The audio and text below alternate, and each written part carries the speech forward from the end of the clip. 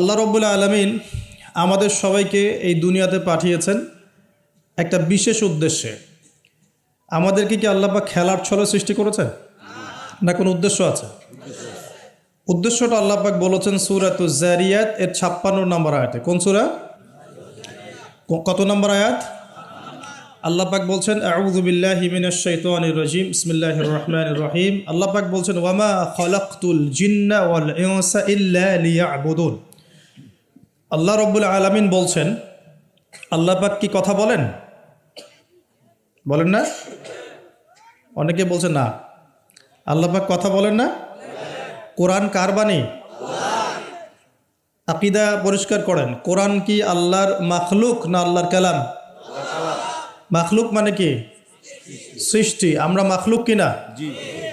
কোরআনও কি আমাদের মতোই মাখলুক, নাকি কোরআন আল্লাহর কালাম? কালাম শব্দের অর্থ কি? কথা বা বাণী। তার মানে আল্লাহ রাব্বুল আলামিন কথা বলেন, আল্লাহ রাব্বুল আলামিন বলছেন। তার মানে কি আল্লাহ পাক এটা ওহী নাজিল করেছেন। আল্লাহ পাক বলছেন ওয়ামা খালাকতুল জিন্না ওয়াল ইনসা ইল্লা লিয়াবুদুন।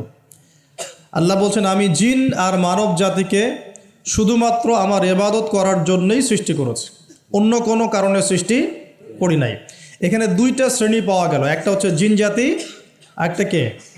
মানব জাতি। জিন জাতিকে আমরা দেখতে পারি,